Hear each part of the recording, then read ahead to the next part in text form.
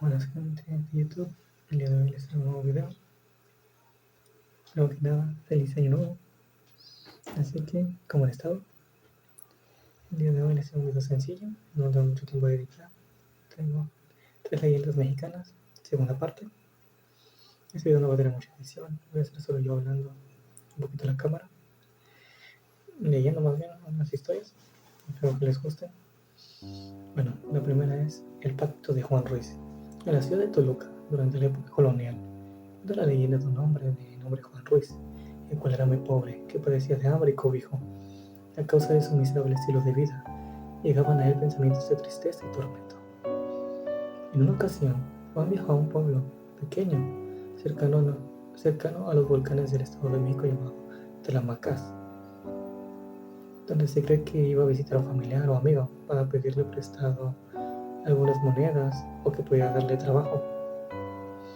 Y durante su camino a pie hacia el pueblo empezó a oscurecer y ya el hambre y cansancio se había acumulado en Juan, por lo que en un momento de desesperación, en medio de la oscuridad de la noche, se le apareció un hombre, del cual fue incapaz de distinguir su figura, con el cual hizo un trato. Se dice que aquel ente era un espíritu de algún antiguo cacique o de un terrateniente que cayó en desgracia. Pero también se rumoreaba, pero también se rumoraría tiempo después que ese no era otro que el mismo Lucifer. Tras el desconocido pacto, Juan Ruiz empezó a tener visitas de un hombre vestido con gran elegancia, el cual nunca se le veía el rostro y el cual solo se le podía ver caída la medianoche. Y los vecinos testificaban escuchar cómo descargaban grandes cantidades de dinero hacia la humilde propiedad de Juan Ruiz. En muy poco tiempo, aquel hombre que vestía con ropa vieja y desgastada, y que andaba hasta 2 o 3 días sin probar un bocado de pan, ahora vestía trajes hechos a medida, cada uno más elegante que el anterior. Su casita se remodeló en una ostentosa hacienda, se hizo de sirvientes y hasta se casó y tuvo una familia. Aquel hombre empezó a tener una vida llena de lujos y siempre gozaba de la mejor compañía de sus salidas y fiestas.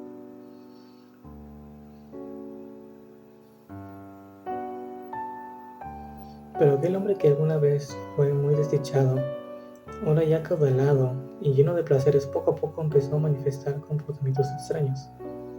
A veces se le veía distante en los eventos sociales que organizaba, donde se le veía pensativo. Y al acercarse a algún amigo o familiar a hablar con él, fingía una sonrisa y alegría que trataba de ocultar un secreto amargo.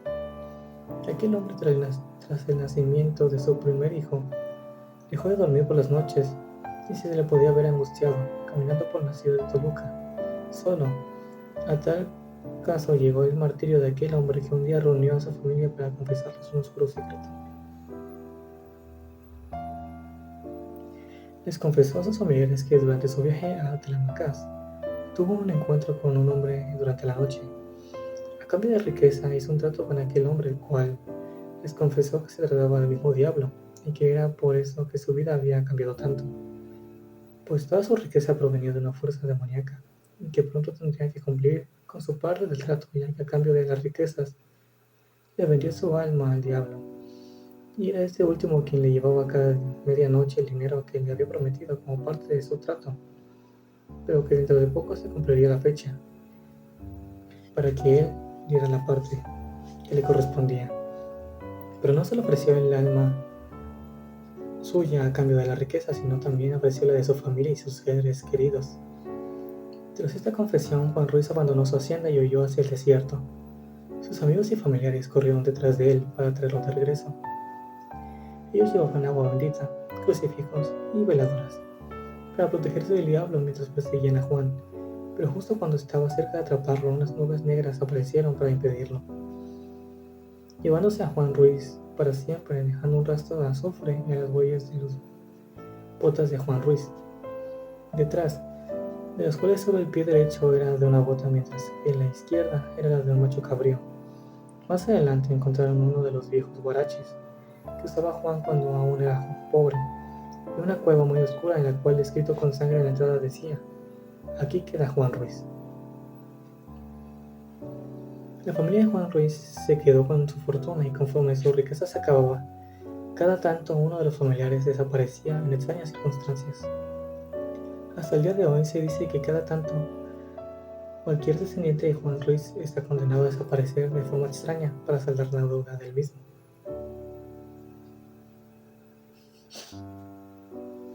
¿Ok? Dura historia. Por eso no hay que estar haciendo tratos con desconocidos, menos a la medianoche. Y menos si son con el mismo chamuco. Debe llevar su machete y machetearse lo mejor. Pero bueno. La siguiente historia es La vampiresa de Puebla. Se cuenta en uno de esos barrios más populares de la ciudad de Puebla. A principios del siglo XX sucedió una insólita historia que raya en la leyenda y que aún estremece a los habitantes del lugar, pues donde actualmente hay un kiosco, tienen visiones nocturnas de un puente de piedra fantasmagórico. Lo más terrorífico es que por el dicho puente desfila una procesión de columnas de humo con forma humana. Se trata, según los entendidos, de ánimas en pena que lanzan al viento una plegaria pidiendo el descanso de sus atormentadas almas. Una historia que ayudaba a entender el extraño fenómeno es el siguiente. El joven Raúl Molina llegó a la ciudad para continuar sus estudios. Se trataba de un muchacho apuesto y de buen porte, que llegaba ilusionado a la capital de su estado, pues ansiaba la libertad para vivir aventuras amorosas. Preguntaba qué tipo de jovencitas conocería en las aulas de su nueva escuela cuando, al pasar por una estrecha calle rumbo a la casa de huéspedes donde se alojaría, vio una muchacha asomada a su balcón, regando los jazmines que de él colgaban. Su talle era llamativo, de modo que se detuvo a mirarla por un momento. Pese a que su sedoso pelo le cubría medio rostro, podía apreciarse que su belleza era notable. El iris era azul, sus rasgos perfectos y su sonrisa, que esbozó al descubrirlo, encantadora. Raúl saludó con la mano, ensayando su gesto más seductor, pero la muchacha se puso de inmediato seria y desapareció, cerrando tras de sí la puerta. El joven extrañó el brusco cambio, que creyó descubrir un enigma en el rostro de la joven, como si se avergonzara de algo, y juró hacer todo lo posible para resolver el misterio. Decidió ir a tocar a la puerta de la muchacha y hacerse el extraviado para empezar a establecer contacto con ella. Mientras esperaba, se arregló lo mejor que pudo el pelo y la vestimenta. Un minuto después apareció una amable señora cuyo rostro reflejaba una gran pena. Sí, joven, ¿qué desea? Raúl puso su mejor cara tratando de agradar a la señora y estiró el cuello por encima de ella, buscando a la muchacha del balcón. ¿En qué puedo servirle?, insistió la dama. Perdón, señora, mire, yo, como usted verá, soy nuevo por aquí y necesito hacer una llamada, pues me he extraviado. ¿Sería usted tan amable de...? Claro, pasa usted. ¿Puedo ocupar mi teléfono? ¿Por qué no? Está justo aquí en la sala. Raúl avanzó lentamente sobre la alfombra, queriendo retardar su visita lo suficiente para encontrarse con la chica. Al no verla por ningún lado, se sintió desanimado. Al tomar el auricular del teléfono, su mente de experimentado Casanova estaba trabajando en los pretextos que inventaría para poder hacer futuras visitas.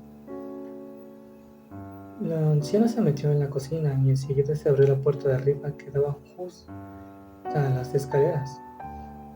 Raúl vio de nuevo el medio rostro de la muchacha e iba a hablarle cuando la señora vino casi corriendo de la cocina y blandiendo un gran cuchillo empezó a gritar: «Cierra esa puerta o te voy a...». El muchacho soltó el teléfono, aterrorizado, y con paso apresurado pasó por detrás de la mujer hacia la puerta de salida. Aún alcanzó a oír el llanto de la muchacha y el sonido del picaporte al cerrar la puerta de su habitación.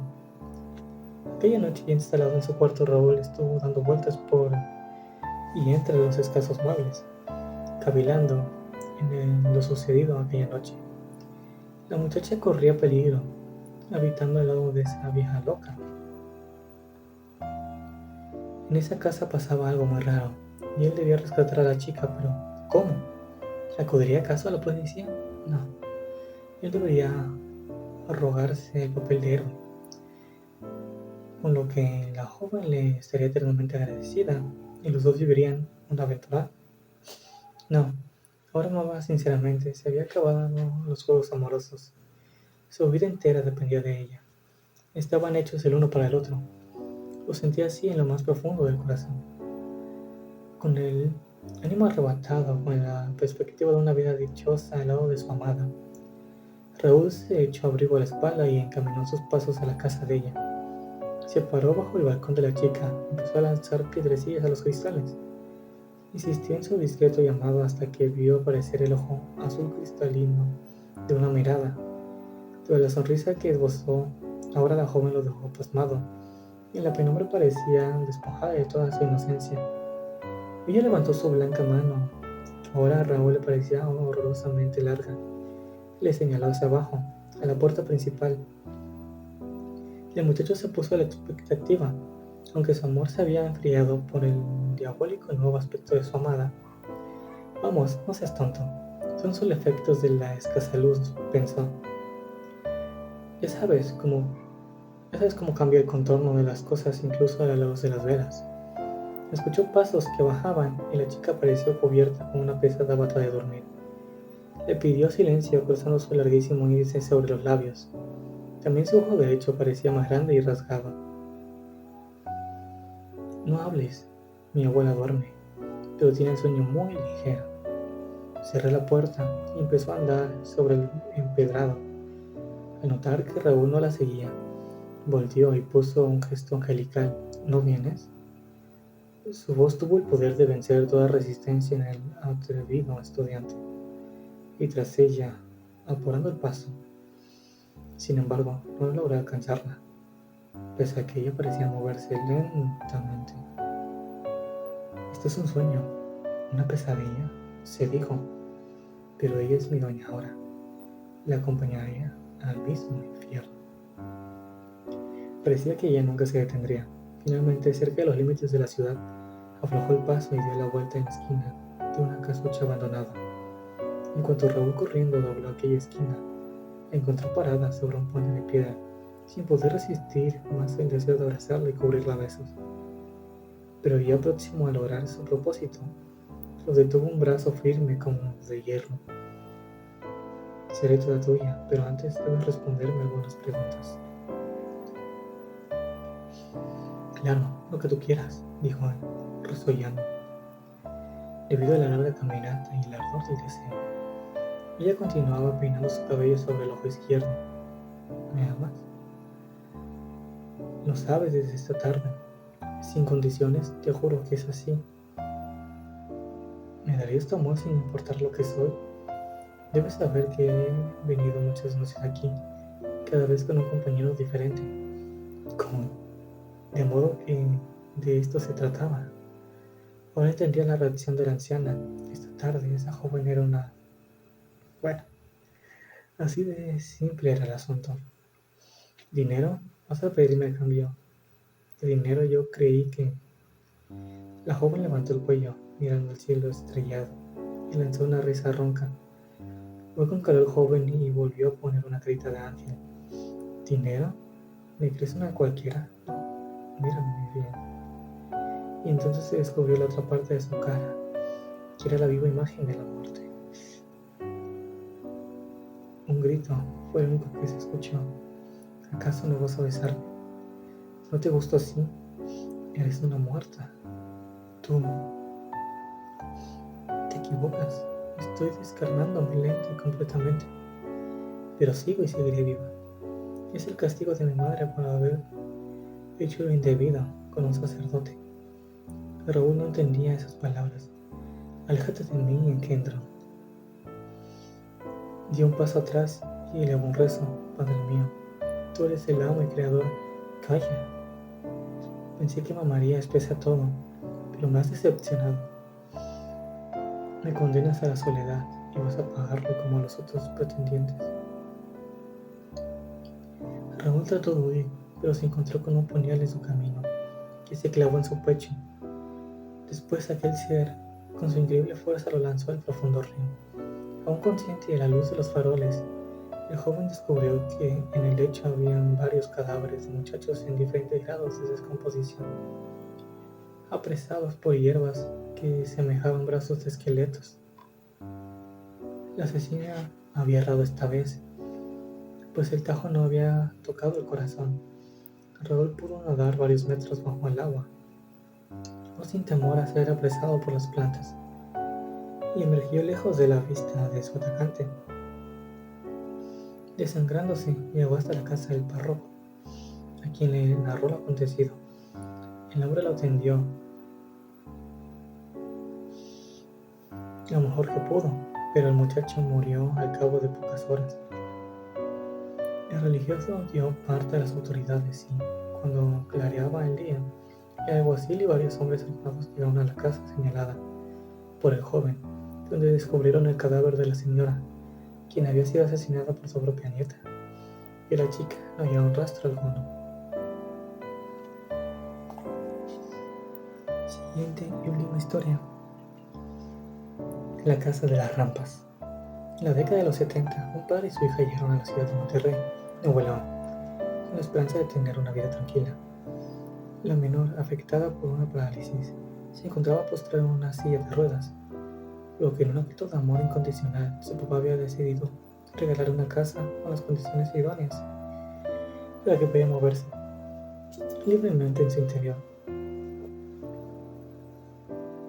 El hombre contactó al mejor arquitecto de la ciudad, quien le propuso construir una enorme casa de diseño cilíndrico, completamente interconectada con rampas, para que la niña pudiera desplazarse cómodamente. La construcción del innovador hogar empezó de inmediato. Decenas de albañiles fueron reunidos para la tarea. La gente trabajaba hasta altas horas de la noche para terminar la construcción en cuanto antes. Pasaban los meses y conforme comenzaba a levantarse la estructura, la tensión y el miedo inexplicable se empezó a apoderar de ellos. Y de pronto todo empeoró. Empezaron a desaparecer herramientas. Los albañiles se culpaban entre ellos sin encontrar ninguna explicación a lo que ocurría. La tensión fue tanta que se convocó a una reunión después de la hora laboral para platicar lo que sucedía a fin de encontrar una solución. Las horas pasaron, los albañiles se emborracharon y acordaron no presentarse al día siguiente. Solo 3 personas se mantuvieron medianamente sobrias, y fueron ellos quienes llegaron al día siguiente a continuar con las labores de construcción. 2 de los empleados se quedaron a arreglar el piso de abajo, mientras que el tercero fue asignado al piso de arriba. Todo fue muy rápido. Nadie supo exactamente cómo sucedió, pero repentinamente se escuchó un grito de terror. Los trabajadores que estaban abajo reconocieron la voz de su compañero, pero antes de poder acudir en su ayuda, escucharon el azote de un cuerpo contra el concreto. El hombre yacía muerto sobre el piso y en sus ojos se veía la marca del terror, como si justo antes de morir había visto a un ser infernal. Las autoridades llegaron al sitio y dictaminaron que había sido un accidente laboral. Nadie dijo nada y la gente volvió a trabajar. De saber lo que sucedería, jamás habrían vuelto. Poco tiempo después de la tragedia, otro albañil cayó inexplicablemente por una de las ventanas. Cuenta la leyenda que antes de morir le dijo a sus colegas: "No quiere que estemos aquí". Invadidos por el miedo, muchos de los hombres renunciaron, pero la construcción no paró. El padre estaba empeñado en terminar la casa soñada de su hija. Un día la llevó, le enseñó el sitio donde pasaría sus días con ella. Sin embargo, en un descuido desapareció. Inexplicablemente logró llegar al piso más alto de la edificación. Minutos después se escuchó un ruido estrepitoso. La silla de ruedas se deslizó por una de las rampas, haciendo que la niña saliera volando por la ventana. El padre salió corriendo a su encuentro y allí estaba ella, la fuente de todo su amor y sus sueños. Había caído muerta en la casa que la resguardaría. Embriagado de dolor, el padre se quitó la vida en el mismo sitio. Durante 40 años nadie más volvió al sitio. La construcción fue abandonada, aunque no faltó el aventurero que se adentró y se perdió entre sus pasillos. Así fue hasta 2016, año en el que el terreno fue comprado por una firma de arquitectos para remodelar el lugar. Su demolición dio inicio al fin de la leyenda, Sin embargo, hasta el día de hoy todavía hay vecinos de la localidad que aseguran escuchar gritos provenientes de una niña que murió ahí. Bueno, gente, hasta aquí el video de hoy. Espero que les haya gustado. Ha sido cortito. Si les gustaron las historias y quieren que traiga más, denle un like, suscríbanse y déjenme un comentario acá abajo qué otra historia les gustaría que trajera. Yo soy Ed Gies y nos vemos en el próximo video. Bye bye.